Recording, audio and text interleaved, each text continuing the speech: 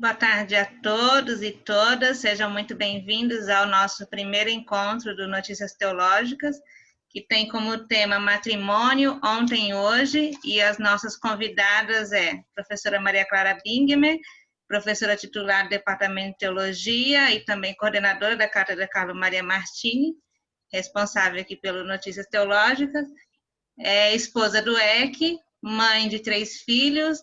A esposa do EC é casada há 51 anos, é mãe de 3 filhos e avó de 5 netos. E a Elaine de Azevedo Maria, advogada formada pela UFRJ, tem mestrado em Ciências Sociais pela PUC-Rio, graduanda em Teologia pela PUC-Rio, trabalha na pastoral universitária também na PUC-Rio, é esposa do Felipe e mãe do Otto. Sejam muito bem-vindas. Então, vamos começar pela Elaine. Seja muito bem-vinda, Elaine. Passo a palavra para você. Obrigada. Te agradeço muito, Kátia. Agradeço muito, professora Maria Clara, também novamente nos encontrando hoje, né? E, assim, é muito especial estar aqui, porque a professora Maria Clara nem sabe a importância que ela tem na minha vida e no meu matrimônio, sabe? E aí eu vou contar a história, ela vai entender por que ela foi tão importante. Eu acho legal que vai ser uma surpresa. Acho que só para a Lilian, que está aqui, que não vai ser, mas para o resto, todo mundo vai ser uma surpresa. Porque a minha história com o Felipe não veio de agora, não, já vem de algum tempo, sabe? A gente começou a namorar em 2005. Só que a gente começou e voltou algumas vezes, não foi um namoro contínuo, não, sabe? Teve muitas idas e vindas. Então, assim, de uma maneira total, em 2012, 2013, porque foi um conjunto de coisas. Eu acho que a minha vida deu uma total reviravolta a partir do momento que eu comecei um processo de autoconhecimento. Eu comecei a fazer os exercícios espirituais Santo Inácio de Loyola, na modalidade em etapas, em 2011, se eu não me engano, em Lilian. Acho que foi em 2011 que a gente começou a fazer. Foi o ano que também nós fomos para Jerusalém. E foi um processo de busca de o que eu realmente queria, o que eu realmente acreditava, quais eram os meus objetivos. E eu percebi que eu não estava, meus afetos estavam totalmente desordenados, sabe? E que eu precisava ordenar. E para isso, eu precisei me recolher. E eu me afastei de muita coisa, inclusive do Felipe. Na época, eu era... A Lília falou que foi em 2010, com o irmão Davidson, aqui no Rio, que foi quando a gente começou juntas a fazer a trajetória dos exercícios espirituais. E eu era concursada do Banco do Brasil e já tinha conseguido alguns cargos lá. Eu gostava muito de trabalhar com o público, ganhava muitos presentinhos das minhas velhinhas tijucanas, sabe? Era muito divertido, porque quando a gente quebra o sigilo financeiro das pessoas, a gente abre muitas coisas em relação à nossa conversa. Eu gostava muito do meu trabalho. O trabalho no banco é estressante, exige muito, tem muitas metas, mas também tem muita estabilidade financeira, tem muitos ganhos e tem também muito contato com o público. Eu sempre gostei muito disso. Quem me conhece sabe que eu adoro conversar, adoro falar, e eu adorava esse contato. Mas eu percebi que eu precisava me recolher. E aí, no processo dos exercícios, eu me afastei de tudo. Eu fui para um outro país, fui passar um tempo nos Estados Unidos, terminei com o Felipe e pedi licença não remunerada do Banco do Brasil. Inclusive, essa fase do banco termina amanhã, que eu assino o meu processo de demissão. Mas até amanhã, né, eu estou em ainda vínculo com o Banco do Brasil. Mas me afastei para poder refletir e ver o que realmente eu queria da minha vida, sabe? Quais eram as minhas escolhas, quais eram as apostas que eu estava fazendo, que eu percebi que eu não estava... Não é que eu estava fazendo alguma coisa errada, mas que eu não estava buscando o que era melhor para mim, sabe? E foi um processo muito bonito que eu tive. E aí, quando eu voltei dos Estados Unidos, foi em 2014, eu fui fazer ver também uma outra opção sem ser a escolha matrimonial. Queria ter contato com as irmãs, com as filhas de Jesus, e pensar se seria uma opção ou não, conversar. E também fiz um trabalho voluntário no Centro Zami, que eu queria trabalhar com migrantes, que sempre foi um sonho que eu ainda não realizei, um trabalho com migrantes. Eu acho que a pessoa que está nessa situação fora do seu país precisa de uma atenção muito grande. E eu sempre tive o sonho de trabalhar com os refugiados, particularmente. E aí eu fui para Belo Horizonte, para a casa do noviciado das Filhas de Jesus, passar um mês, mas trabalhando no Centro Zami, mas conhecendo e tendo uma oportunidade de um diálogo. E a superiora, a Sônia, que foi uma pessoa maravilhosa, me convidou, levou todas as noviças para uma palestra da Maria Clara, no Centro Loyola de Belo Horizonte. Não sei se você lembra, Maria Clara. Cristianismo e Sentido da Vida. E quando eu chego no Centro Loyola, eu não conhecia... Já dei tantas palestras no Centro Loyola que não lembro qual foi essa, mas tudo bem. Em 2014. Eu estava até revendo. Quando eu comecei a pensar o que eu ia falar hoje, eu disse assim...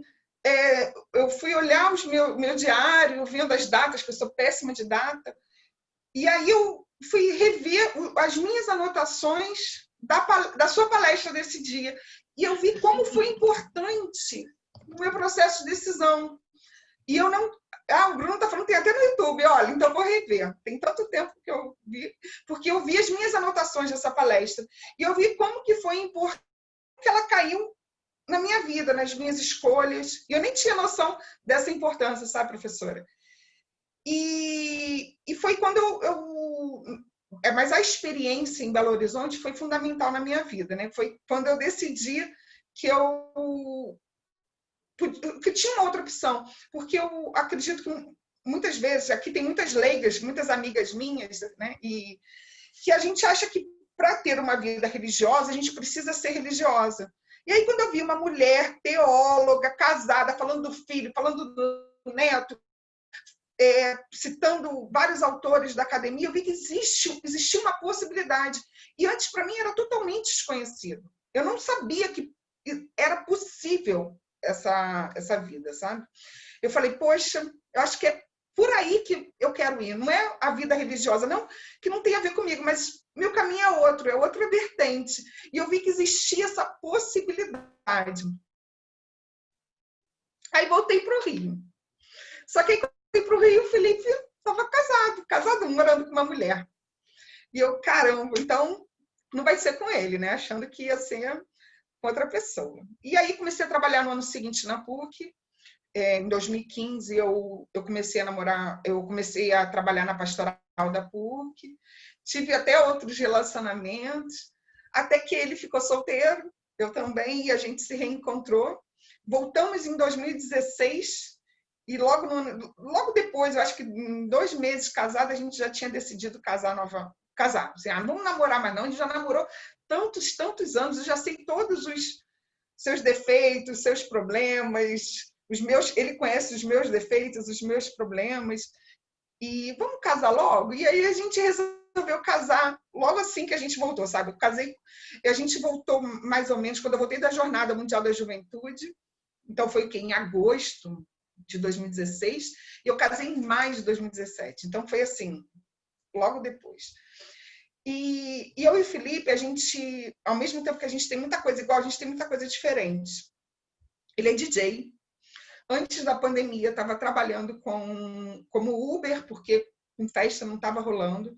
Ele não tem... Agora que ele começou a fazer, ele já fez, começou outras universidades, mas agora ele começou a fazer uma outra faculdade à distância, mas ele não tem tantas apostas com estudo como eu, que sou viciada em estudar, adoro estar sempre na academia, sempre estudando, é o meu projeto estudar. Ele tem outra vertente, mas a nossa principal diferença é aí o Bruno, que está aqui, que conhece ele, a Bia, a Lilinha, ele tem outro ritmo, sabe? Eu sou uma pessoa extremamente agitada, e ele é uma pessoa extremamente calma.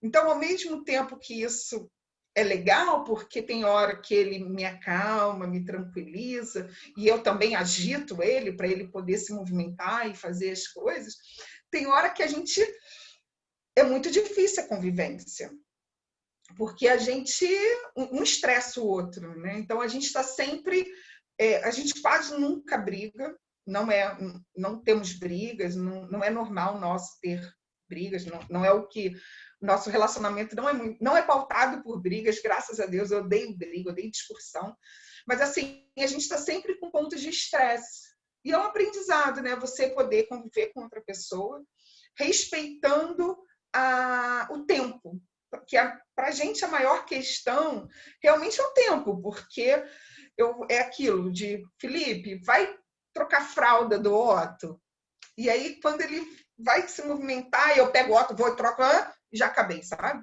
Porque ele tem um tempo que é dele, e gente, chega a me dar assim, às vezes, ânsia, sabe? Vontade de bater, porque sacudir, porque é muito tranquilo.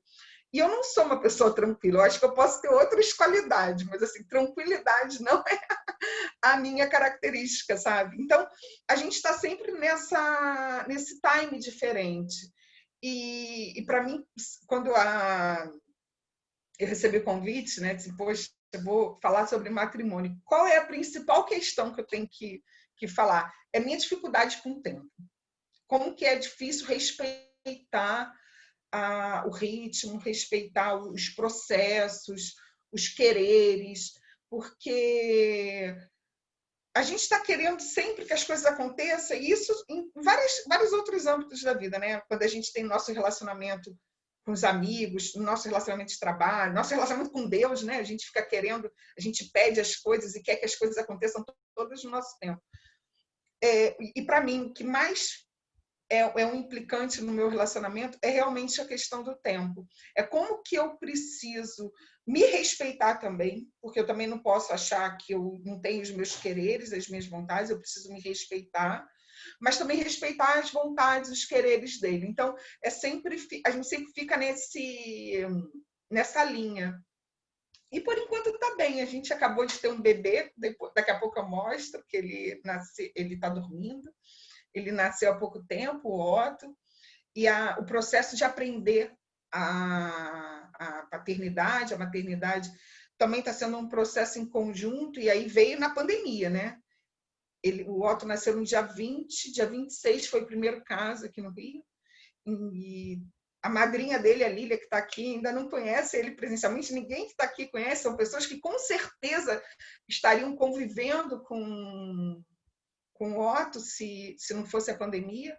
E assim, a gente está aprendendo isolado dentro da casa dos meus pais. Viemos para Jacarepaguá, porque o meu apartamento é muito pequeno, então a gente decidiu ficar aqui na casa dos meus pais, em Jacarepaguá. Então, estamos tendo ajuda, né? uma rede de apoio muito grande, mas também a gente não está sozinho com o Otto, então essa também é uma questão da gente poder...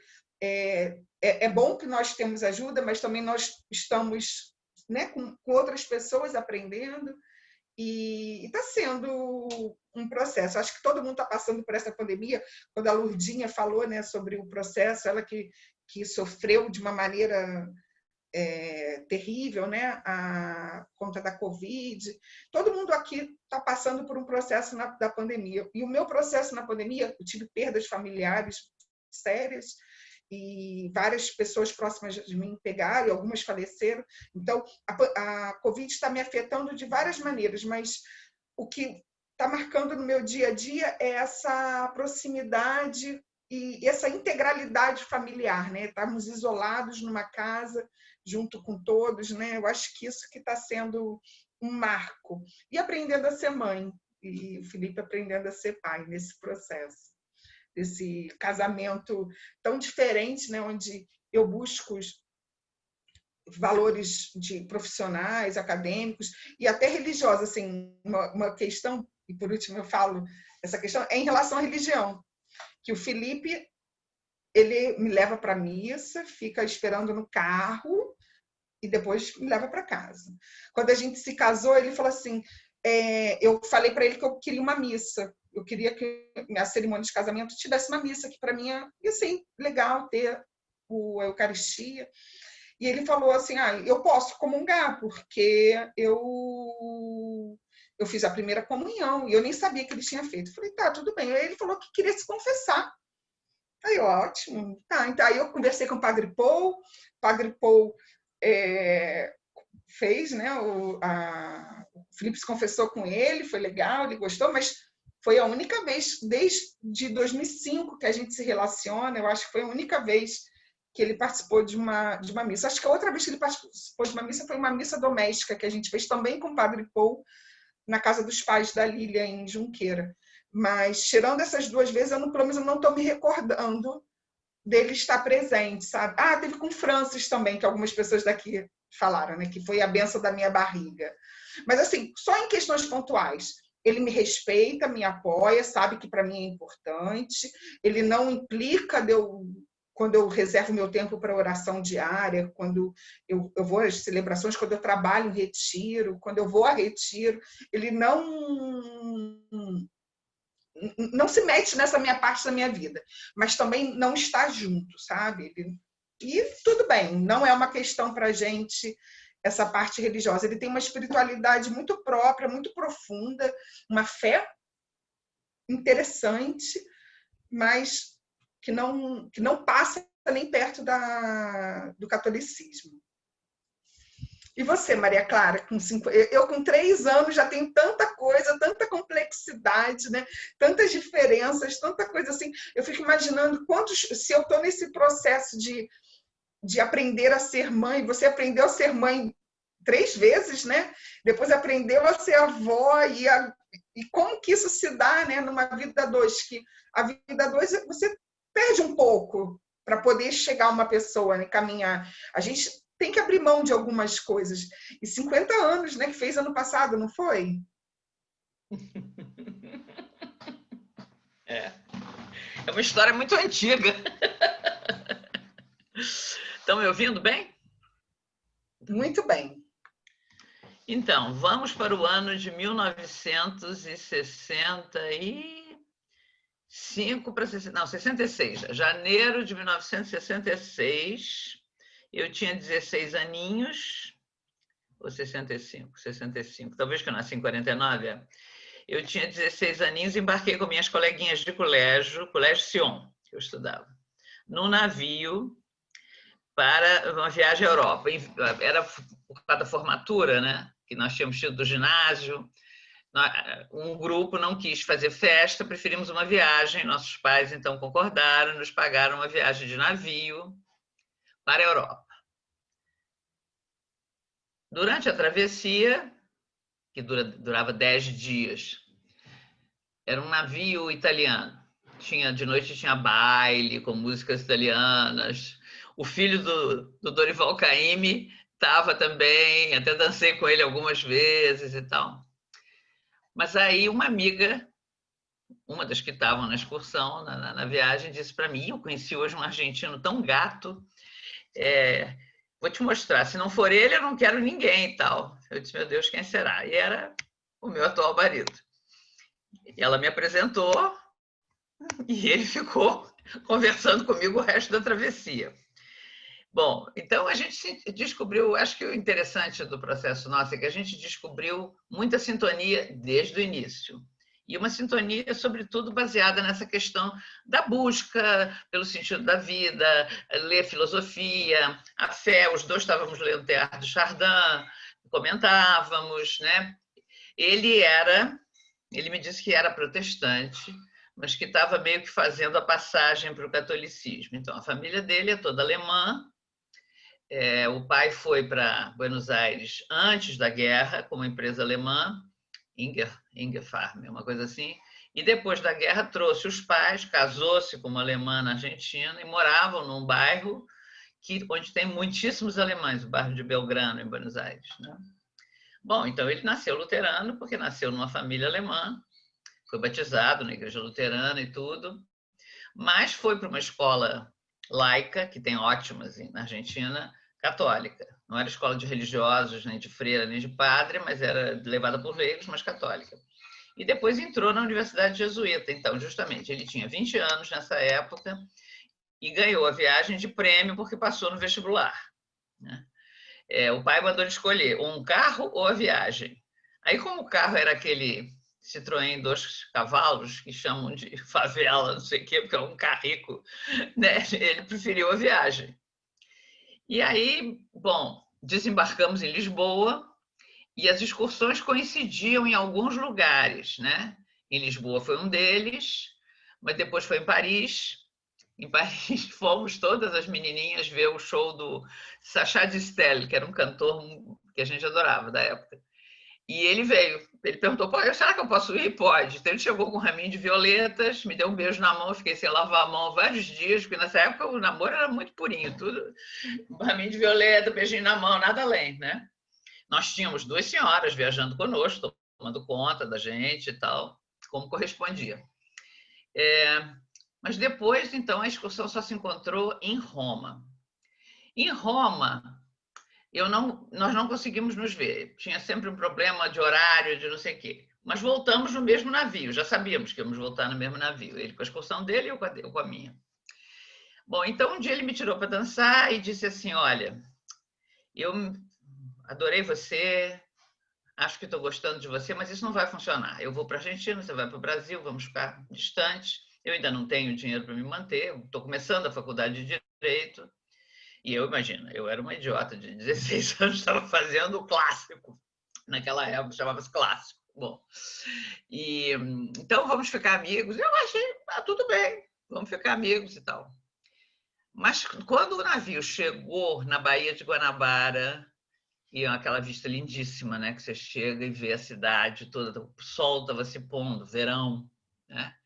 Eu estava ali vendo com as minhas amigas e eu senti que alguém me abraçava por trás, era ele. Daí me deu um abraço, disse, nossa, eu vou ficar com tanta saudade, não sei o quê. Eu disse, mas a gente vai se inscrever, trocamos endereços e tal.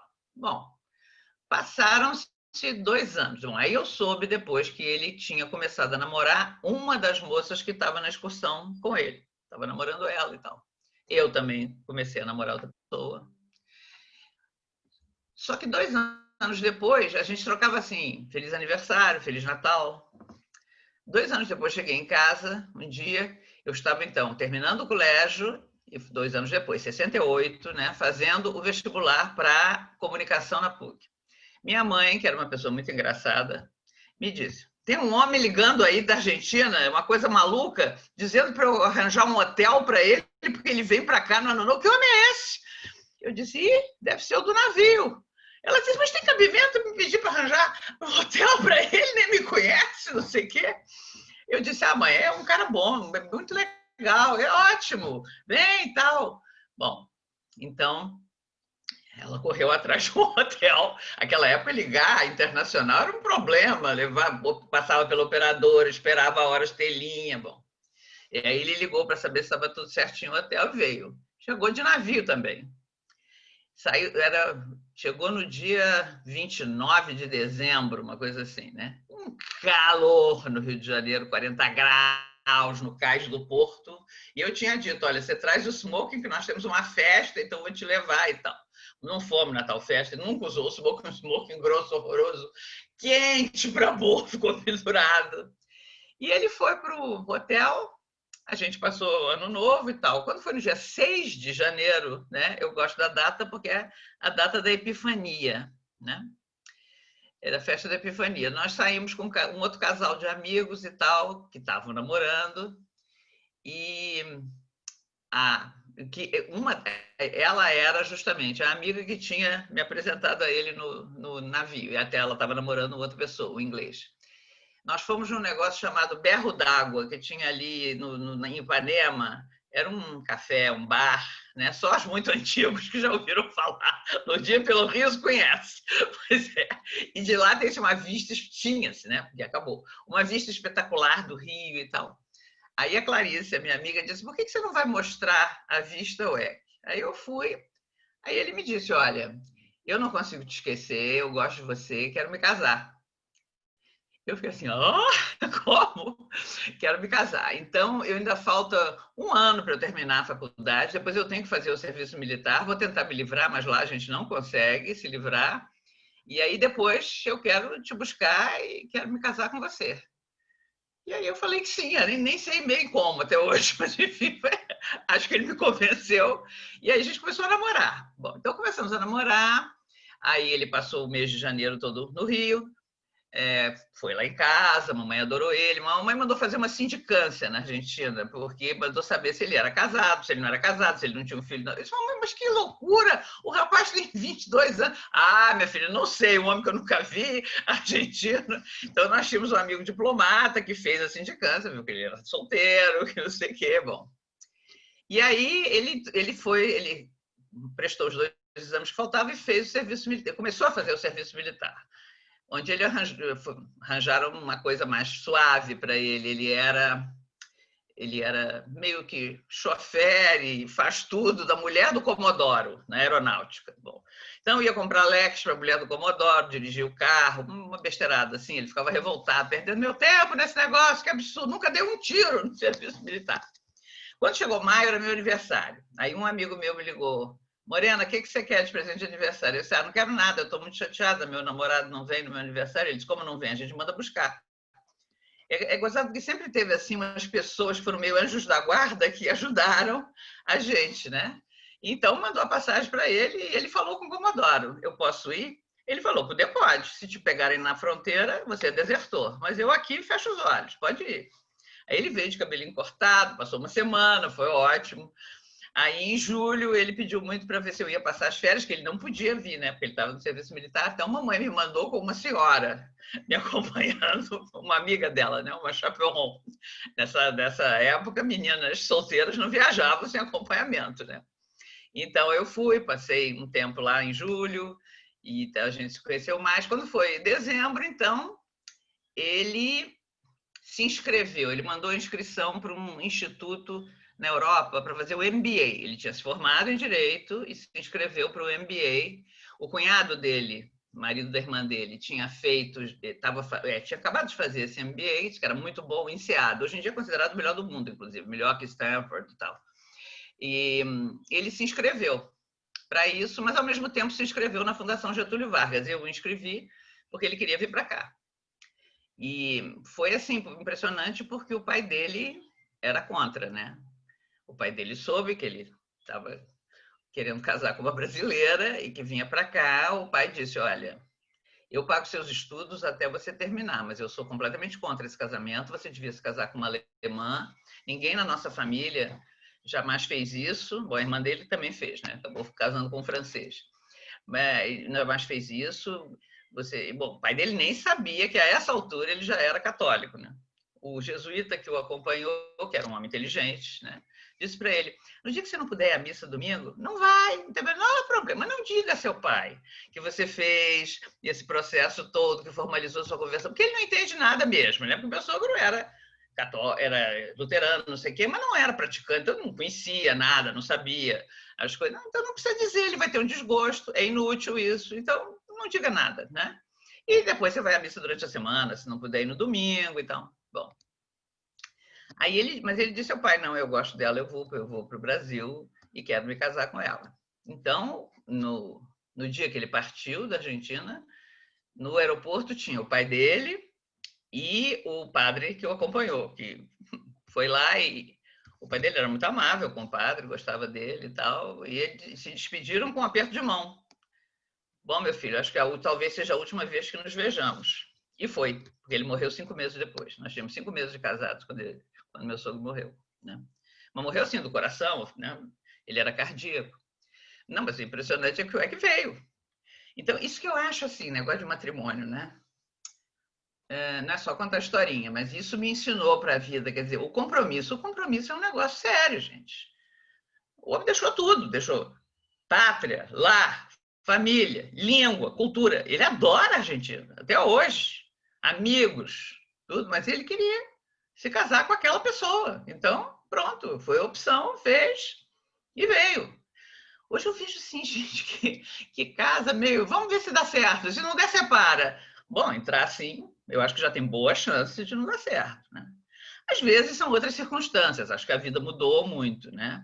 O mundo mudou, as mentalidades, tudo isso. E às vezes realmente um casamento não vai mais para frente. Mas eu acho que entrar num casamento assim, movido pela fé, por uma opção de vida, é um negócio sério, né? E que exige muitas renúncias, muitos cortes, né? Bom, para ele foi esse. Para mim, foi o fato de me casar com um homem cujo pai não me aceitava. Ele não veio ao nosso casamento. Minha sogra veio. Já estavam separados os dois, né? E ela veio. Ela veio, deu apoio, depois sempre nos vimos com ela, mas ele morreu muito logo. Eu acho que se ele conhecesse os netos, depois acho que ia mudar, né? Mas, em todo caso, nesse momento, para ele era uma coisa que ele não podia compreender, né? E, bom, então a gente casou. E ele foi aceito. Não, então casamos por quê? Porque a ideia era essa. Se ele fosse aceito no INSEAD, a gente casava e ia. Se ele não fosse aprovado, então ele ia fazer a Fundação Getúlio Vargas e a gente casaria dali a 1 ano, dali a 2 e tal. Eu trabalhava num negócio chamado MUDES, Movimento Universitário para o Desenvolvimento. Eu estagiária lá enquanto fazia o curso de comunicação. E eu escrevi o boletim. Eu estava lá escrevendo o boletim, quando ele entrou todo suado, com o telegrama na mão, fui aprovado. Eu disse tchau, saí, nem terminei os trâmites lá, deixei tudo pendurado e saí. A gente tinha aí, sei lá, 2 ou 3 meses para preparar o casamento e ir, né? Então casamos. Minha mãe estava de coração apertado, né? Única filha, indo para fora. A gente ia ficar 1 ano e meio, pelo menos, fora, né? Até ele fazer todo o MBA, né? Depois ainda tinha que passar por várias entrevistas, porque já viria com um trabalho, a gente queria um trabalho no Brasil e tudo mais, né? Eu disse para ele, olha, a única condição que eu ponho é que eu não quero sair do Rio de Janeiro. Eu sou filha única, minha mãe é viúva, não é justo fazer isso com ela, entendeu? Apesar de que minha mãe dizia, não, você nem pense nisso, vai para onde for, nunca quis atrapalhar.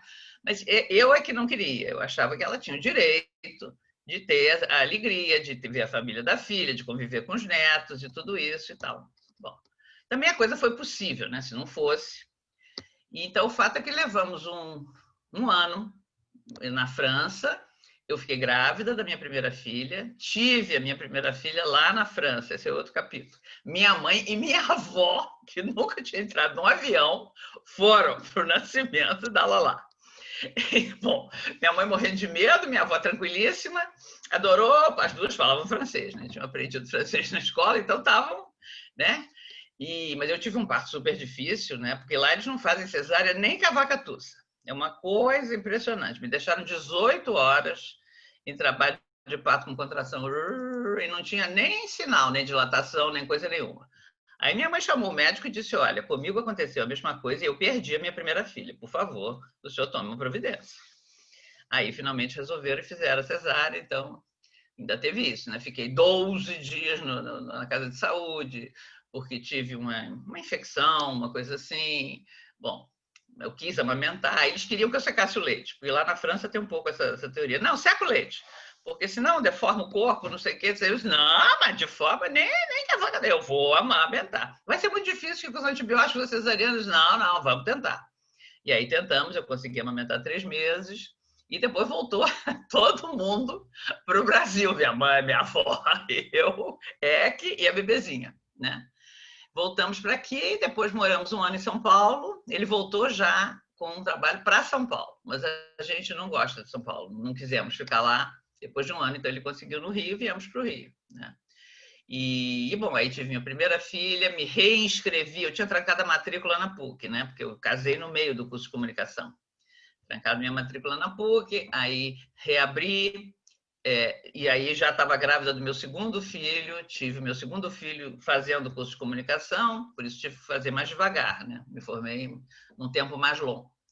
Depois, então, eu terminei a comunicação e entrei para a teologia. E durante todo esse tempo, eu acho que uma das coisas importantes foi que naquela época não era muito evidente o negócio de mulher trabalhar, mulher estudar, mulher era para fazer as tarefas domésticas. O EC sempre ajudou em casa, sempre lavou prato, secou prato, sempre trocou fralda. Quando a gente estava em São Paulo, aquele frio desgraçado, ela lá com 8 meses, tinha asma, então de noite tinha que levantar, um trocava ela, o outro... Sempre, nunca houve uma não partilha das tarefas domésticas. E, ao mesmo tempo, ele sempre me estimulou muito a seguir o que eu queria, a me formar realmente no que eu queria, trabalhar no que eu queria, né? Então, eu cheguei a trabalhar no Jornal do Brasil como estagiária, quando eu estava fazendo a comunicação e tal. Mas, quando acabou o curso, eu fui convidada pela CNBB para trabalhar e criar um negócio de... No setor de meios de comunicação, criar um negócio da comunicação visual, pequenos meios, era Super 8, slides, aquelas coisas. Eu fui, eram então os anos de chumbo, né? Plena ditadura militar, 77, eu grávida da minha terceira filha, né? E ali que eu senti vontade de fazer teologia, né? Porque fiquei apaixonada por aquela igreja. Circulavam ali pelos corredores da CNBB Dom Helder Câmara, Dom Ivo Lorscheider, aqueles bispos maravilhosos, que eram as únicas vozes que se levantavam contra a ditadura e tal. E aí fui procurar um cursinho que tinha pela cidade, até que o padre Buzon, que era meu amigo, a gente se conhecia do movimento que nós dois, que eu participávamos, o cursilho de cristandade, né? O padre Buzon trabalhava lá. Ele me disse, não, entra na PUC, né? Você entra por concurso de títulos, você tem um título universitário. Eu disse, olha, eu pensei que era só para padre. Não, é o curso universitário, entra aqui. Bom, então batemos na porta, eu e mais duas amigas, Ana Maria Tepedino e Tereza Cavalcante, batemos na porta do então diretor, padre França Miranda, que nos recebeu muito bem, e só no final do ano nos disse que os seminaristas tinham feito um abaixo-assinado para não deixar a gente entrar, porque ia baixar o nível, porque não tinha nenhuma mulher, só seminarista, né?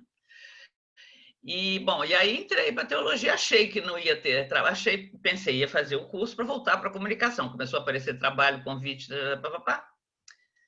E aqui estou até hoje. Aí fiz mestrado na PUC, depois fiz o doutorado, foi outro capítulo. O Libânio entrou lá em casa um domingo à noite e disse, você vai para Roma. Eu disse, você está louco, Libânio? Eu tenho filho, 2 adolescentes e uma pequena, não posso. Não, sua mãe não mora com você, mora. Então ela te dá todo o apoio, você vai. Não vai passar 4 anos, você passa 3 meses, faz os 2 projetos, depois volta, escreve a tese aqui, seu diretor, que era o padre pastor, vem todo ano, vou conseguir uma bolsa para você e uma passagem, o provincial vai te dar uma passagem. Bom, eu sei que eu me vi daqui a pouco em Roma, né? Passei lá 3 meses, no inverno, um frio danado, né?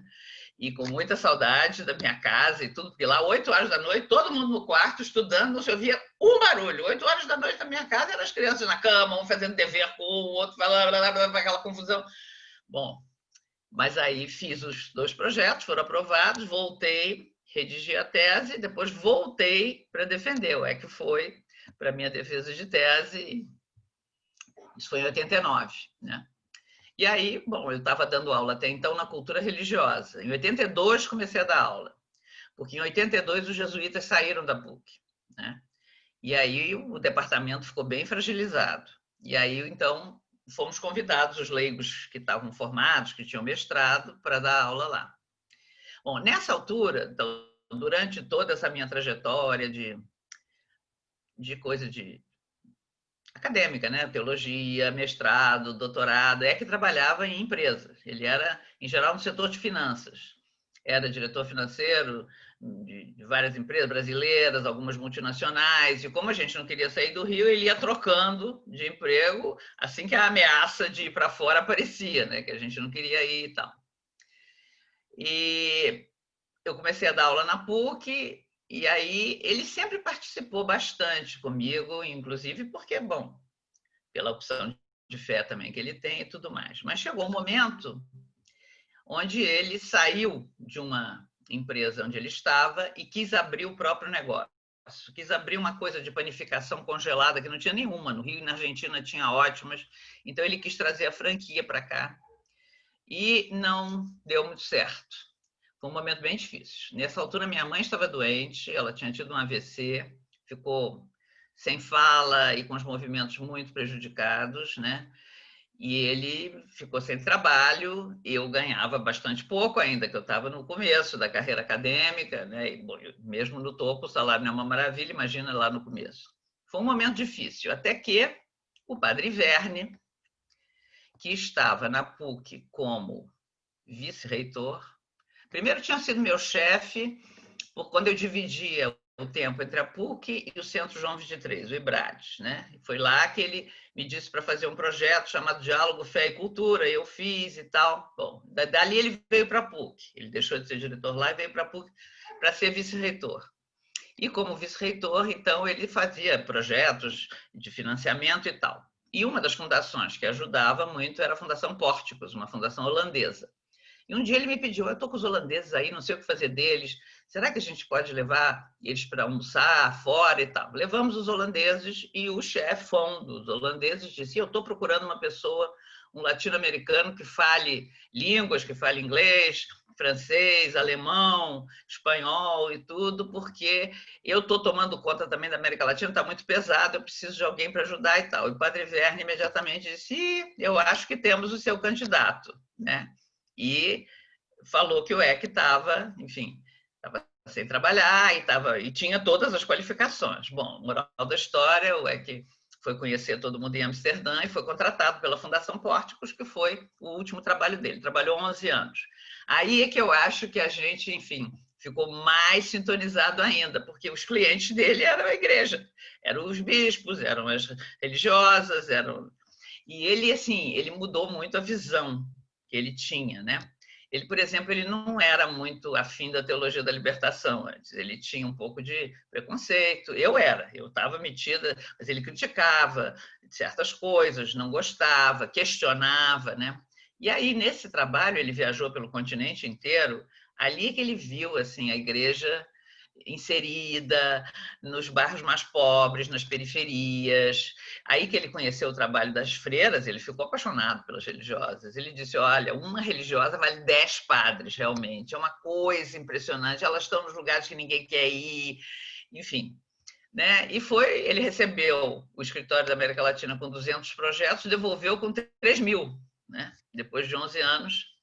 E se meteu aí por esse continente inteiro. Até hoje ele ainda tem muitos contatos. A Cuba foi o lugar que ele mais foi, acho que 20 e poucas vezes e tal.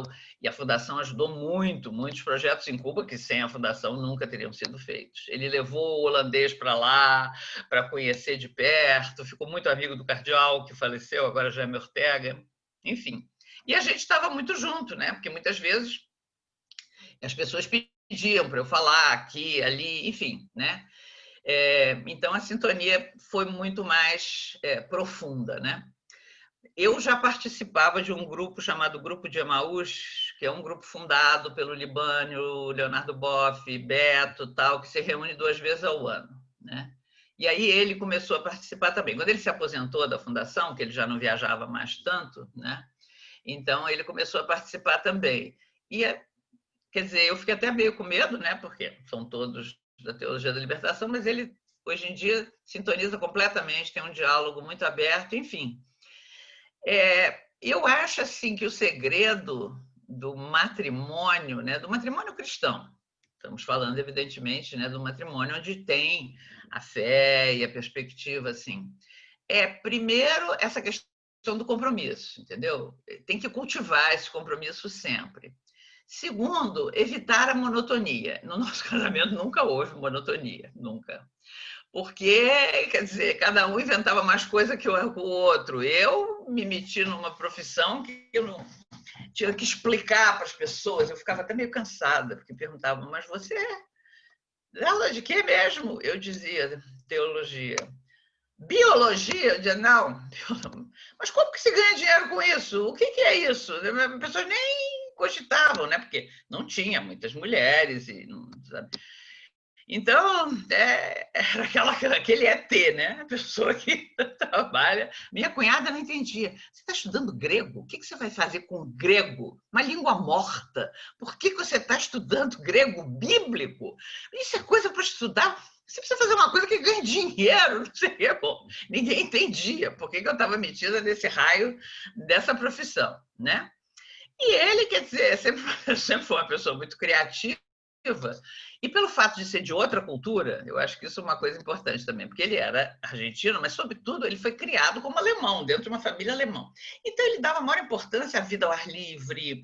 Então, ele organizava com meus filhos e 400 amigos excursões, escaladas, idas a cachoeiras, né? O alemão tem esse espírito assim de Baden-Powell, de escoteiro, de desbravador, não sei o quê.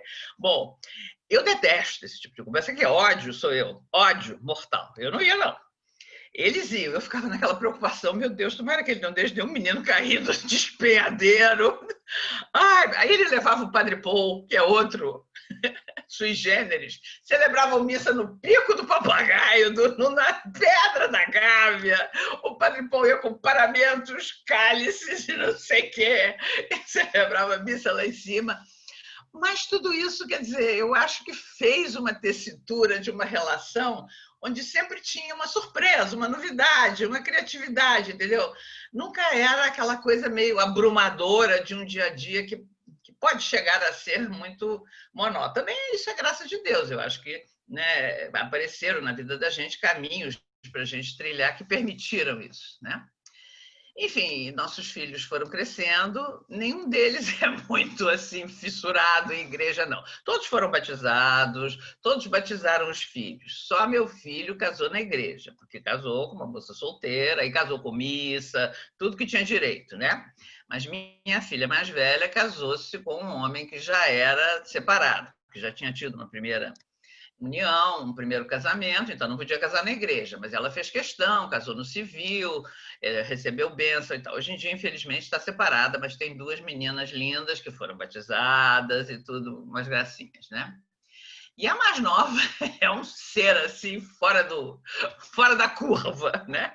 Ela sempre foi bem diferente, e então foi para Barcelona, fez um mestrado em marketing cultural, lá conheceu um francês, largou o emprego, que ela estava muito bem. Disse, como é que você larga o emprego? Nessa época não se larga emprego. Ah, você sempre me ensinou que o amor era mais importante. Eu não tive nada que falar, realmente sempre disse isso, né? Então foi viver com o francês, não sei o quê, e teve um filho com ele. Mas separou dele, hoje em dia está vivendo com outro francês que tem 2 filhos, então de um ela passou para 3 crianças e está com 3 crianças em casa, né? Então ela é uma pessoa realmente adorável, uma pessoa que tem um senso de justiça que eu nunca vi igual. Não há uma pessoa de empregada, pessoa humilde que não ame ela apaixonadamente, se corresponda. Então, é uma pessoa que me ensinou que, às vezes, né, quem está assim, muito certinho com a instituição não pratica tanto certos princípios do Evangelho, né? Com isso, com meus filhos me ensinaram muito a uma maior abertura, uma maior liberdade também, né? Nessa questão da pertença religiosa dos outros, da síntese religiosa que os outros fazem, respeitar as opções de cada um, né? Eles me ensinaram muito isso. Agora os netos ainda estão numa fase muito assim fofa. A mais velha tem 13 anos, está começando a virar mocinha, mas os outros são menores e tal.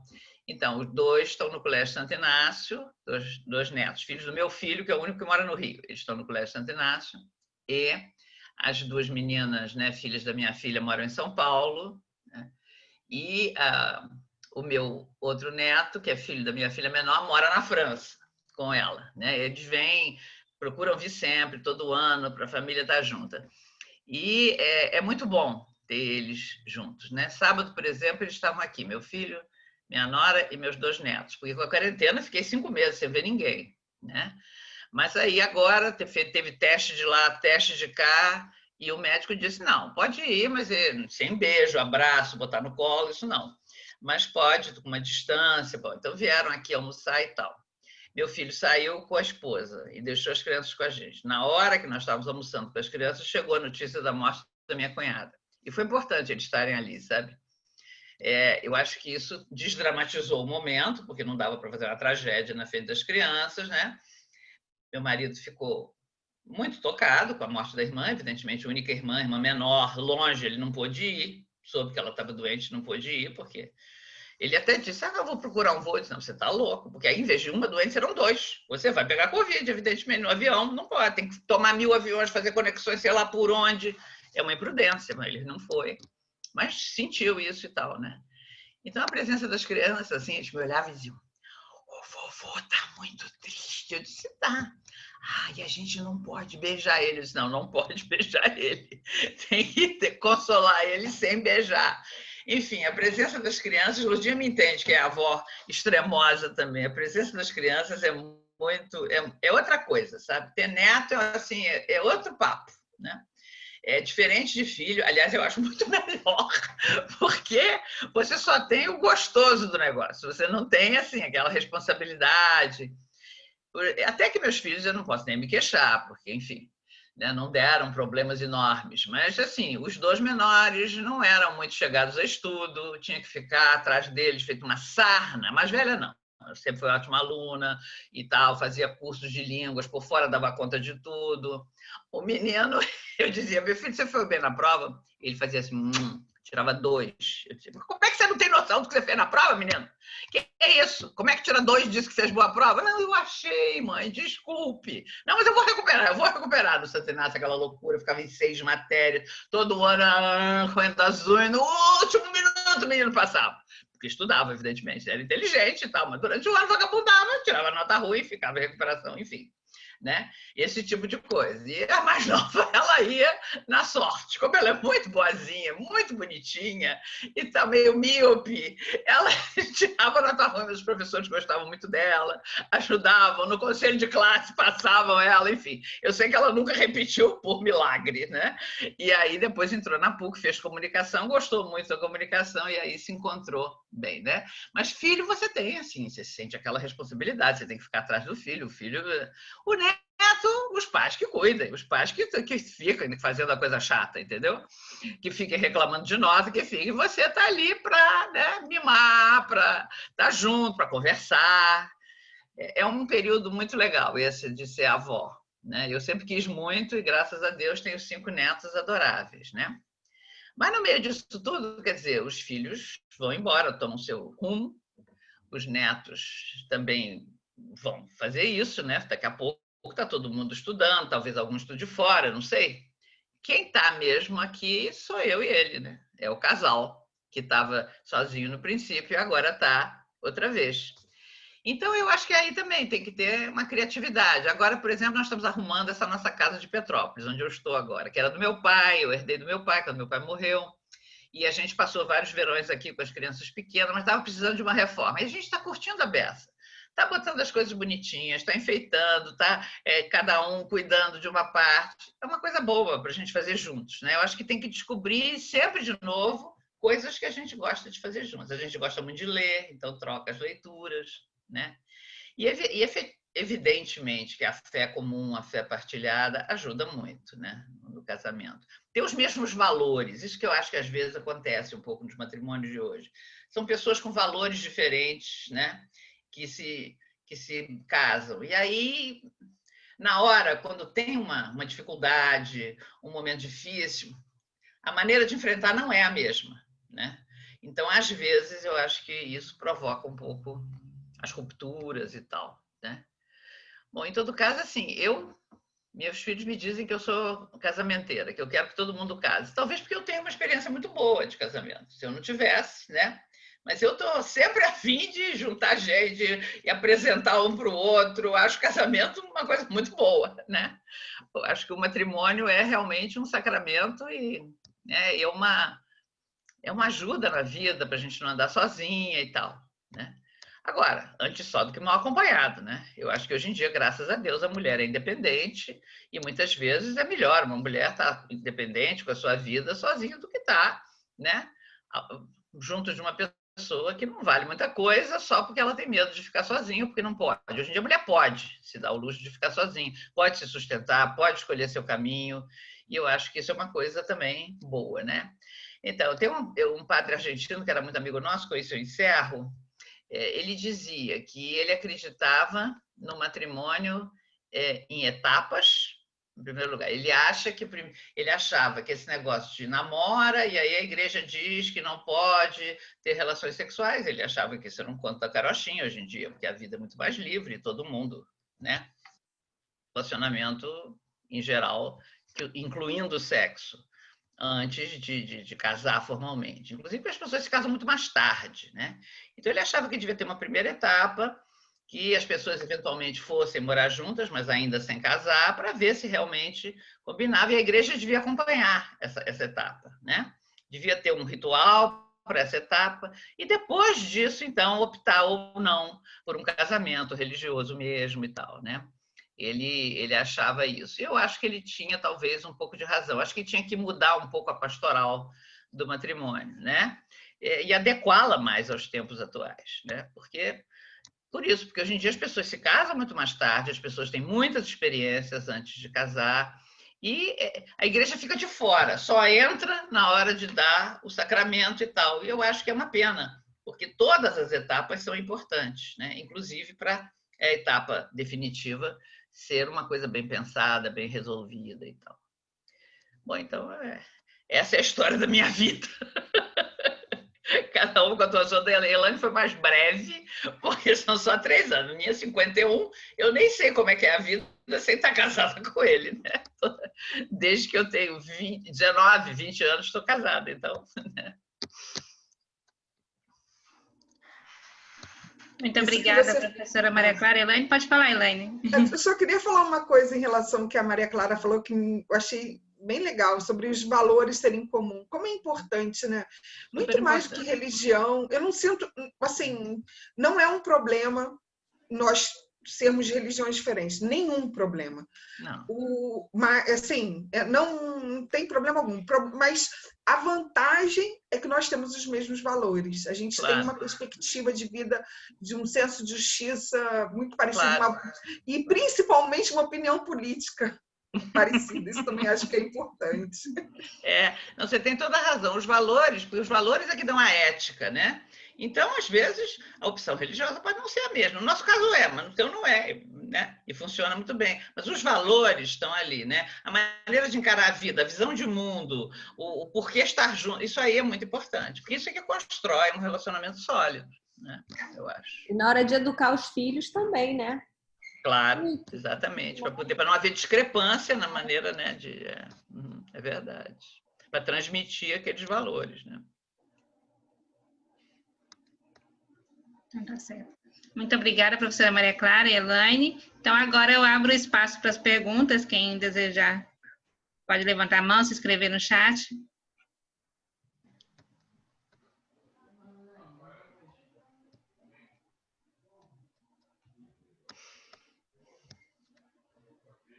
Posso?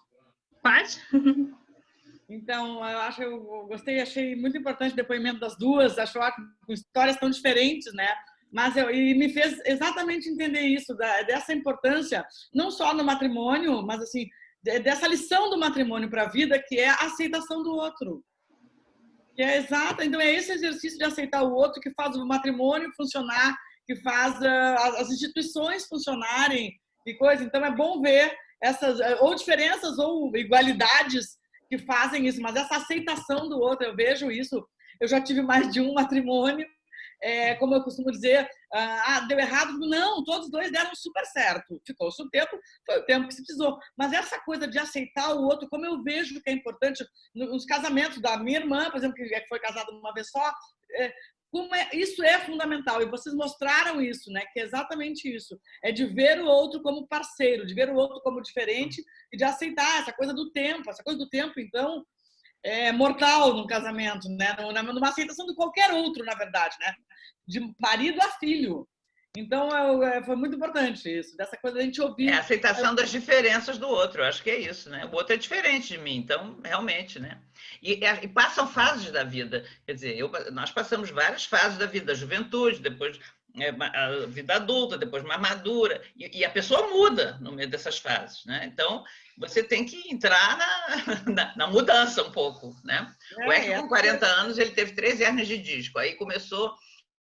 Foi horrível, ficou de cama um tempão, depois atrofiou a perna. Nossa, nós ficamos preocupadíssimos. Aí ele queria sair sem fazer cirurgia. E para isso, então, começou a treinar muitíssimo, fazer muito esporte, que disseram que era importante para ele criar um colete de músculos que defendesse a coluna. E aí ele partiu para fazer triatlo. Bom, então a vida lá em casa mudou, porque ele acordava 4h30 da manhã para treinar, subir de bicicleta nas paineiras.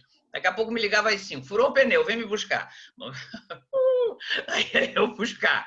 Bom, no fim de semana o programa era encontrar com os outros triatletas e falar fez 2 segundos, fez mais de 2 minutos, fez não sei o quê, só tomava suco de laranja, coisa saudável, não sei o quê, para aumentar os tempos. Ele fez, sei lá, 20 triatlos, um troço assim. Foi um homem novo, eu nunca tinha visto esse que eu nunca vi, né? Então tive que bancar ele também. Minha mãe dizia, muito melhor isso do que correr atrás de mulher. Bom, eu também acho, mas eu estou um pouquinho cansada de buscar ele nas paineiras às 5 da manhã. Né? Na véspera eu tive que ficar preparando aula, agora tem que buscar nas paineiras, mas enfim. Tem fases que a pessoa sofre mutações, então acompanhar isso também é um negócio importante, faz parte da diferença, né? De acertar o outro na sua diferença. Essa coisa de ser casamento também é processo, é isso, tá certo? É processo, exatamente. É isso mesmo. Obrigada pelo depoimento das duas, foi ótimo. Fiquei feliz de estar aqui. Obrigada, Bia.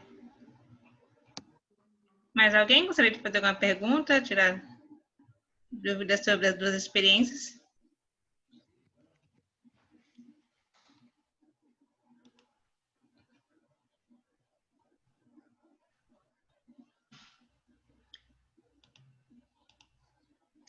Enquanto alguém pensa em alguma coisa para falar, eu gostaria de me referir àquilo que a Elaine falou no princípio, né? Que quando ela ouviu minha palestra, não sei o quê, que ela viu que se podia ser completamente comprometida com a igreja, sendo uma mulher casada, não sendo uma religiosa e tal. Então, eu acho que isso é uma coisa importante e acho que a igreja precisa despertar para isso também, né? Eu acho que existe o tal sacerdócio comum dos fiéis, né? Que eu acho que não é muito valorizado, né? E o compromisso da gente é um compromisso radical. Eu, quando resolvi entrar para a teologia, bom, foi um compromisso que eu fiz na minha vida, né? E é isso que eu dedico, minhas energias, meu tempo, minha cabeça, tudo, né? Ele também, de uma certa maneira, nesse último trabalho dele, ele entrou de cabeça e se dedicou além da obrigação profissional, né? Realmente assumiu ali um compromisso de vida. Então, eu acho que tem muitas pessoas assim, muitos leigos, né? Eu não gosto da palavra leigo, mas enfim, não temos outra, então tem que usar essa mesmo. Muitos leigos que vivem isso, né? E vivem esse compromisso. E não é um compromisso menor do que a vida religiosa ou o sacerdócio, não, é diferente só, porque é um outro estado de vida, né? Então, eu fico contente de ter tido esse impacto na sua vida e você ter largado aí o que você fazia, né? E agora está metida aí na teologia, na pastoral, tudo isso. Muito bom isso, né? Como mulher, casada, mãe do Otto, que é aquela fofura, né? Tudo isso. Maria Clara, eu estou rindo aqui comigo mesma, pensando quando você entrou na teologia. Você, Maria Tereza, né? E quem mais? Ana Maria Tepedino. Ana Maria Tepedino, as três. Baixando o nível, né? Como disse o... Tinham medo que baixasse o nível. Imagina. E hoje, imagina se eles souberem. As três, que vocês se tornaram, né? E hoje, imagina vendo o perfil do alunado da teologia. A maioria é mulher, né? Maioria é mulher. E leigos, a maioria são mulheres e leigos. Exatamente, não tem mais praticamente, tem alguns seminaristas de congregações religiosas, mas naquela época todo mundo era seminarista, tinha os diocesanos, tinha os jesuítas, né? E mudou o perfil totalmente do aluno de teologia hoje em dia. Padre França foi um visionário, tá vendo? Permitiu Não, e mudou mesmo o perfil. E os próprios alunos que vêm para a pós-graduação, né? Alguns são padres, alguns são pastores, mas outros não, são leigos, né? Que querem se formar, enfim, mudou realmente o perfil, né? E nós fomos meio pioneiras nesse negócio, né? Eu acho muito legal esse aspecto desse pioneirismo, né? Foi até a gente precisa, o Theo Mulher, né, da Bia, da Suzana e de outras. Claro, acho que é isso, da gente também poder se colocar. Qual o nosso papel enquanto igreja, né? Nós que somos igreja, que estamos querendo mudar algumas coisas e outras não, mas como que nós nos relacionamos com isso, com a nossa responsabilidade. Isso, eu acho que esse papel, para mim, que foi lindo naquela palestra. Que bom, fico contente. E eu acho que o cristianismo histórico, o fato cristão, a igreja está mudando de perfil, né? Então, as vocações sacerdotais, as vocações religiosas diminuíram, todo mundo fica, mas que coisa, diminuiu. Tá bom, mas então vamos encarar o fato, diminuir, Deus está querendo dizer alguma coisa com isso, né? Então, o que está querendo dizer é que tem que botar os leigos, os outros cristãos leigos que se preparam, que estão preparados, às vezes até, com todo respeito, melhor que alguns padres, né? Para ocupar os espaços, ocupar os lugares. E isso não vai fazer mal para a igreja, vai fazer bem, ao contrário, né? Então, acho que isso aí é um sinal dos tempos, né, que a gente está vivendo hoje. Na Europa, por exemplo, na Europa secularizada, nossa, tem pouquíssimo clero. A Holanda é um país que não tem clero, simplesmente não tem. A Catedral de Amsterdã tem uma missa de 6 em 6 meses. Não, tem igrejas na Europa que estão sendo transformadas em museus, porque não tem, né? Mas não é mais o ritmo, a coisa não é mais o que era no tempo da cristandade. Hoje, até na aula de pós-graduação, o Bruno falamos, né, sobre a cristandade e tal. Não estamos mais na cristandade, é outra coisa, né? Então, porque o cristianismo está acabando. Não, o cristianismo não está acabando. O cristianismo está tomando outro rosto, né?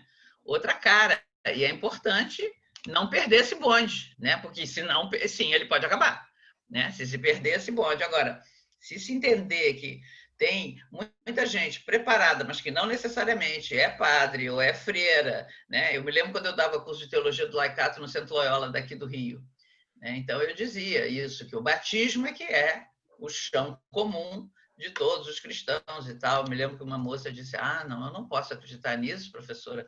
Como que a senhora diz que eu sou igual às irmãs? Elas são uns anjinhos. Eu disse: minha filha, de anjinho nada. São pessoas de carne e osso, como você, com desejos, com paixões, com raivas, com amores. São pessoas de carne e osso, que ouviram um chamado e responderam, né? Você também, na sua vida, você ouviu um chamado, você se casou, você é mãe de família, sei lá, né? Ou qualquer outro desses chamados, né? Enfim, eu acho que isso aí é uma coisa importante, que está indo lentamente. Eu acho que o Papa Francisco vê isso perfeitamente, né? Pela visão que ele tem da igreja, mas é uma coisa que ainda tem caminho para andar, até acontecer mesmo, né? Talvez acho que entender também que as vocações não precisam ser excludentes. A vocação do sacerdócio não precisa excluir a vocação para o matrimônio. E talvez aí esteja a questão, né, de poder que as pessoas... Alguém pode ter as duas vocações e aceitar isso, né? Como em todas as igrejas protestantes e ortodoxas e tudo, mas só a católica que não. Eu tenho um padre que é super meu amigo e que, assim, o sonho dele era casar. A vocação dele é impressionante. Eu fico com pena do sofrimento, né? Que é isso, da pessoa ter duas vocações tão bonitas e tão bem desenvolvidas e não poder assumir. Então, acho que é isso. O matrimônio e a vocação, elas não precisam ser excludentes. Isso é capaz de vir. Vai demorar um tempinho, talvez, ainda, mas eu acho que isso aí... mulher ordenada, eu acho que eu não vou ver, eu vou morrer antes de ver. Essa aí eu acho que não vai dar. Mas eu acho que os homens casados, porque já tem muitos casos assim de diáconos permanentes, e no sino da Amazônia quase que foi, mas não foi. Enfim, eu acho que isso aí é capaz de vir, né? É mais fácil. A Natasha queria dar uma palavrinha? Pode falar, Natasha.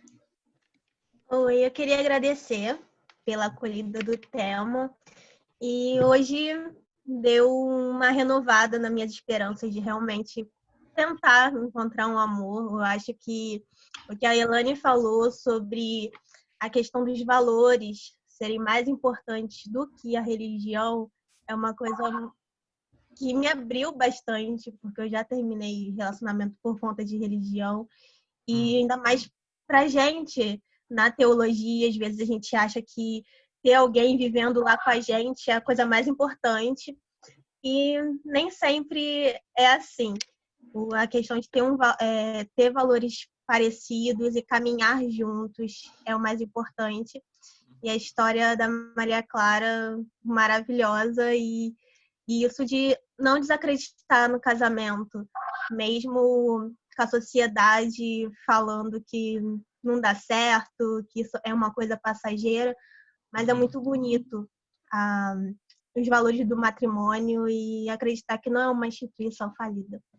Obrigada, gente. O negócio dos valores é assim, mais importante do que a religião. Se coincidir valores e religião, ótimo, mas se não, não é um empecilho. Quer dizer, ter duas religiões diferentes, se houver os valores em comum, acho que não tem realmente o menor problema. E, Maria Clara, eu queria dizer também que eu fiquei muito impressionada. Já sabia, você foi mãe, casou muito nova, foi mãe muito nova, enfim, e chegou numa carreira assim brilhante. Você tem várias, né? Conseguiu alcançar, mundialmente conhecida. Então, assim, essa coisa de hoje, eu vejo muito assim, as minhas filhas, as amigas. Não, primeiro eu quero estudar. Então, eu acho que isso você quebrou um pouco esse paradigma de que foi possível. É difícil, sim. Isso. Mas assim, você teve o apoio, sei lá, do Espírito Santo também, mas é claro que teve seu esforço pessoal, o apoio do seu marido, que é difícil um homem ser assim, né? E apoiar. Exatamente. E realmente é uma questão de sorte, né? De ter um companheiro assim. É. E graça, né? É uma graça, exatamente. Também, porque é uma graça. De um companheiro que apoie. Então, assim, você conseguiu fazer um combo, não sei como. Um combo. Mas gente, é um combo, pensa. A pessoa casa, tudo assim, né? Casa, trabalha, se muda, tem filho, e muda de cidade, muda de país e conseguiu prosperar, conseguiu atingir, né? E sempre os dois juntos, assim, em sintonia. Claro que não deve ter sido sempre fácil, mas olha, vou te falar, a sua história dá se for um livro. Um romance assim, daqueles que a gente lê, sabe? E fica aquele, nossa, o que vai acontecer agora? E assim, é muito bonita a sua história, realmente. O meu marido diz que é o Titanic que deu certo. Como começou no navio, né? Ele diz, é o Titanic que deu certo. Graças a Deus. Mas, assim, é possível a pessoa estudar, fazer uma família, sabe? Ter outros planos, né? Mas aí os dois têm que estar em profunda parceria. Bom, eu acho também que no nosso caso, a gente teve um anjo da guarda que foi minha mãe, que morava com a gente. E que para ela não era nem sacrifício, ela amava ajudar com os netos e tudo, entendeu? Então isso realmente ajudou bastante, né? Agora, eu vejo gente que não mora com a mãe, mas enfim, a mãe ajuda ocasionalmente, mas que tendo uma parceria e os dois se botando na mesma medida, consegue. Eu acho que tem que ser isso, né? Tem que ser isso.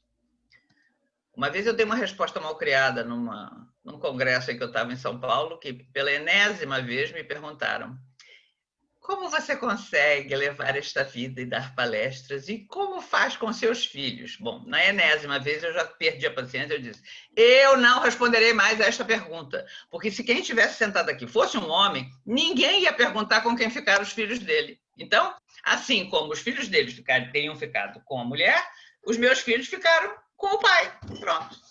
Então, sabe... Que coisa, né? Então tinha sempre essa cobrança, né, da mulher, que como pode estar fazendo isso e seus filhos, né? Então, mas eu acho isso... Lá na Pedra da Gávea com o padre. Estão subindo a Pedra da Gávea com o padre Paul, celebrando lá em cima, uma ventania danada, as hóstias voando, depois eles contavam pra gente. Só o padre Paul realmente é uma pessoa única, né, nesse negócio. Então, topava todas as maluquices que o REC propunha, ele ainda propunha outras, né? Mas foi bom para as crianças essas experiências, né? De irem assim, a natureza, escalada, tudo. Foi uma coisa boa. Eles recordam com... E também poder levar os amigos. E tem uma fase que criança, adolescente, só quer saber dos amigos, né? Então, bom, tem que levar os amigos. Mandar de bicicleta em Paquetá. Enche a barca de bicicleta e diz, pelo amor de Deus, você sabe cuidar desses caras todos. Imagina se um se perde, um diz, não tem problema. Morria, voltava todo mundo inteiro e tal, né? Enfim, então, são esse tipo de coisas que a criança está com o pai lá subindo a Pedra da Gávea. É isso mesmo. Ai. Agora vamos passar a palavra para o Lucas. O Lucas que disse que tinha que trazer o marido, não era isso? Professora. Quero agradecer, professora, pela palestra excelente. Acho que foi uma das mais aguardadas do ano, né? Porque, assim, é um tema muito importante que pouco se fala, né? E, assim, cheio de tabus. Eu queria, antes de falar o que eu ia falar, dizer que realmente impressiona a pergunta da pessoa lá que tirou a senhora do sério. Realmente impressiona, porque a senhora não é qualquer mãe de família, a senhora é uma mãe de família que todo mês está publicando livro e artigo. Então, realmente é difícil.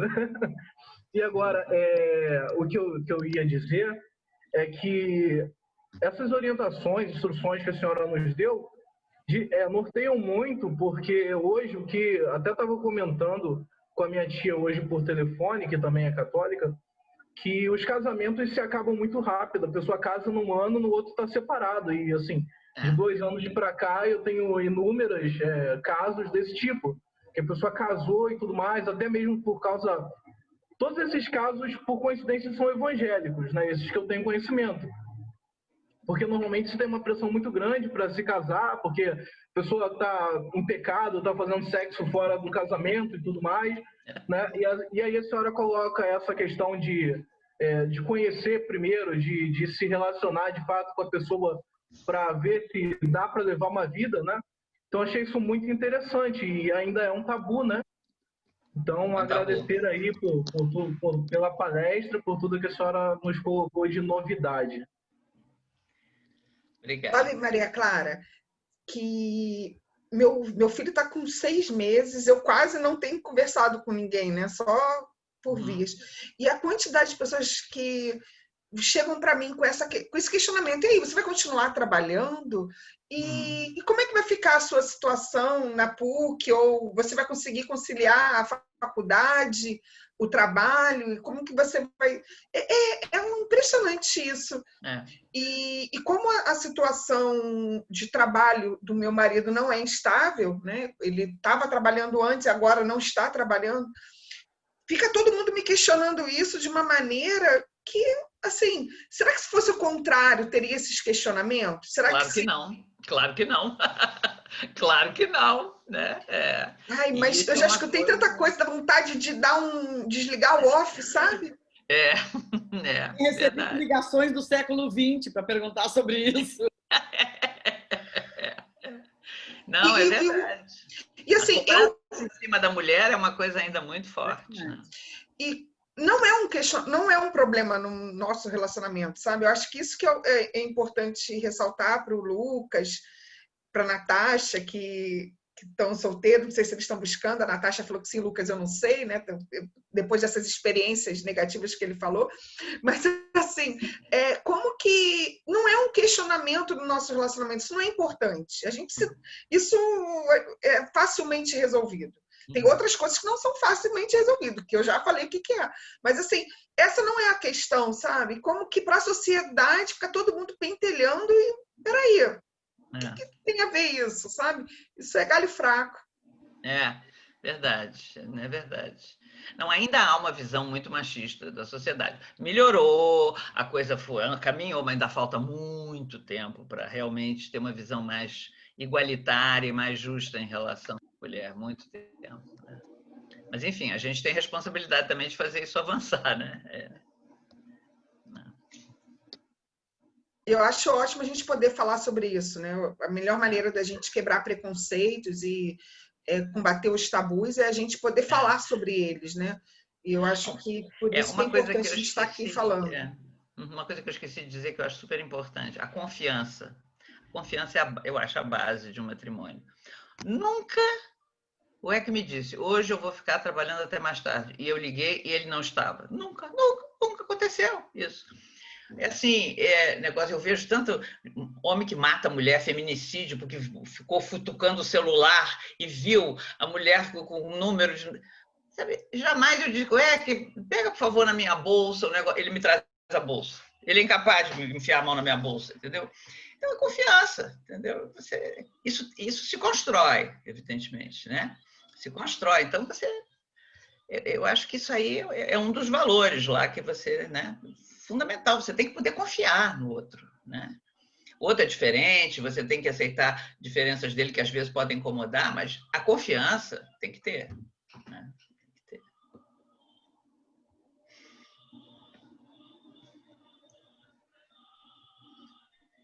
Então é isso. Mais alguém gostaria de fazer alguma observação? Eu quero falar, professora. Hoje, boa tarde. Eu não sei se vocês sabem, mas eu casei tarde, né? Casei há 2 anos. Eu sempre fui solteira, namorei, não dava certo. Mas nunca fui ligada muito assim em namoro. Sempre fui muito de viajar, de ver minha vida. Mas há 2 anos eu me casei mesmo na igreja. Achei um homem maravilhoso, lindo e feliz. Eu sou muito feliz, assim. Houve uma época na minha vida que eu era muito rebelde, lia muito Nietzsche. Me afastei da igreja e eu não acreditava muito em matrimônio na igreja, achava aquilo uma caretice. E depois eu voltei para a igreja, voltei a ser catequista, fui me reconvertendo de novo. E aí Deus me deu esse presente, me deu um homem de Deus. Ele é um homem de Deus, ele é catequista, ele foi seminarista, ele é viúvo. E eu sou muito feliz hoje, eu acredito realmente no matrimônio. E eu penso que as pessoas deviam... Isso que a Maria Clara falou foi importante. Eu acho que eu vejo hoje, eu faço parte do EPVM, do Encontro de Preparatório da Vida Matrimonial. Eu me casei, o padre me pôs no encontro. Mas eu vejo muitos jovens, gente muito jovem se casando. E eu acho que você tem que... devia casar um pouco mais tarde, devia conhecer mais a vida, devia, não sei, porque por isso que os casamentos hoje acabam muito rápido. Então, a pessoa fica muito na festa. Eu acho que tinha que mudar esse encontro de preparatório de vida matrimonial. Então, eu acho que algumas coisas tinham que mudar. Mas eu vejo que o casamento é algo importante. Eu falei até para a Natasha, que a Natasha é muito menina. Né, Natasha? Você é muito menina, muito jovem. Então, não tem que se preocupar com isso agora. Às vezes acontece de casar jovem assim como a Maria Clara, mas às vezes acontece de casar... Na minha época, mais né? tarde. Casar jovem. Eu casei tarde e estou muito feliz, entendeu? É isso. Não, é verdade, é isso mesmo. Por outro lado, assim, eu acho que às vezes tem umas moças que esperam demais para casar, porque primeiro quer ter dinheiro, para ter poupança, quer o trabalho, não sei o que, sempre vai adiando. E eu acho que aí o problema da maternidade, né? O relógio biológico, para algumas, né? Ficam um pouco frustradas, porque aí já não conseguem, enfim, e às vezes ficam meio frustradas. Eu acho que isso é uma coisa que o feminismo tem várias coisas excelentes para a mulher, mas acho que aí eu acho que ele mentiu um pouco, porque não é verdade que a mulher não se importe de ser mãe. Em geral, as mulheres querem, né? E aí adiam tanto esse desejo que acabam, enfim, às vezes não conseguindo. Isso é uma frustração para elas, né? Então, o equilíbrio, né? O ideal é casar com uma certa maturidade, isso eu concordo com você, né? Para realmente fazer uma opção e tal. Né? Mas na minha época, todo mundo casava cedíssimo, né? Então, foi um pouco assim, acompanhando o espírito da época. Eu estou vendo que temos um visitante aqui, o Otto, olha que lindinha, meu Deus, que coisa mais lindinha. Lindo demais! Vamos perguntar a ele o que ele acha do matrimônio? Né? Já que eu não posso exibir minha cria assim, né, pelos corredores da PUC, para os meus amigos, pelo menos online, né? Para a gente apreciar essa fofura, quilos de fofura. É muita ostentação, Elaine. Linda, né? Fofo, olha. Muito fofo. E a mãe carrega 9 meses na barriga e a criança sai... Bochecha, tá até com o Ctrl-V do pai. Ctrl-C. É a cara do pai. A cara? Os meus três são a cara do pai também. O meu marido aqui para você. A gente está falando dele, deixa minha mãe foi chamá-lo. Mas... isso que a Maria Clara falou é uma verdade em relação à maternidade. Nunca foi meu sonho, sabe? De ser mãe. Não. Foi um processo, uma decisão tomada. Ok, esse é meu marido. Oi, tudo bom? Olha como é parecido. Falar que eu não estou mentindo. Bem parecido, meu. Mas, pronto, pode levar. Oi, tchau, gente.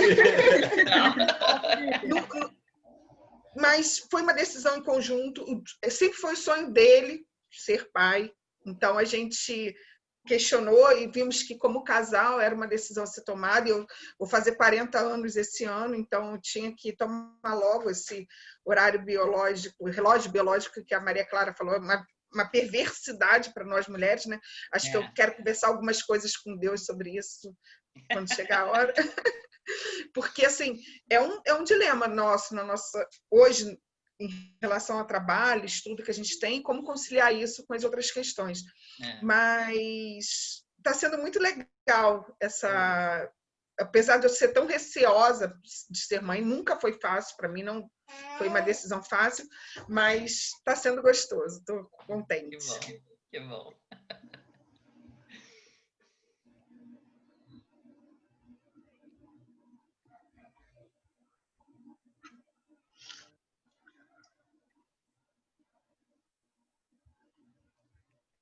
Bom, então vai falar mais alguma coisa, professora? Posso dar uma palavrinha, professora? É hora da gente ir encerrando, né? Porque eu tô na labuta desde manhã, dei aula de manhã, dei aula de tarde, né? Então vamos deixar só essa última palavra para o Josimaber, é isso? Josimaber, é isso mesmo. Isso, é. Queria agradecer. Então vamos deixar essa última palavra e a gente encerra. Não, só agradecer mesmo a vocês aí por esse tempo, né? Muito bom aí ver a professora Maria Clara de novo. Tive aula com a professora aí no doutorado há 3 anos atrás, né? E é bom rever aí a professora e ouvir essas experiências, né, com respeito ao matrimônio. Parabéns aí não somente pelas experiências, né, mas pela vida, né, que é uma vida assim inspiradora para todos nós aqui, tá bom, professora? Obrigado aí pela atenção. Obrigado a você. Obrigada. Então, vamos encerrar esse nosso primeiro encontro do Notícias Teológicas. Muito obrigada, professora Maria Clara e Elaine, pela exposição dessa experiência rica, né, que, querendo ou não, inspira cada um de nós. E agradeço também a presença de cada um de vocês. Então, logo mais, a gente vai disponibilizar o link da palestra no YouTube. E na próxima semana, o nosso convidado é o Padre Valdeci, que vai falar sobre o Pacto Educativo, né, Global. Aí a gente envia o link também para vocês. Muito obrigada. Tá bom. Kátia, vai ficar sempre nesse Obrigada horário? pelo convite. Kátia, vai ficar nesse horário, 5 horas? Isso. Assim, nós começamos o Notícias com um horário diferente, fizemos uma pesquisa entre os alunos, então a maioria opinou para ser 17 horas. Então, vamos fazer essa experiência esse semestre para ver como é que vai ficar, tá bom? Dá para assistir, tá bom. Mas hein, gente, foi maravilhoso. Tchau, gente. Tchau, professora. Tchau. Tchau, Elaine. Obrigada pelo convite, professora. Tchau, todo mundo. Tchau. Beijo.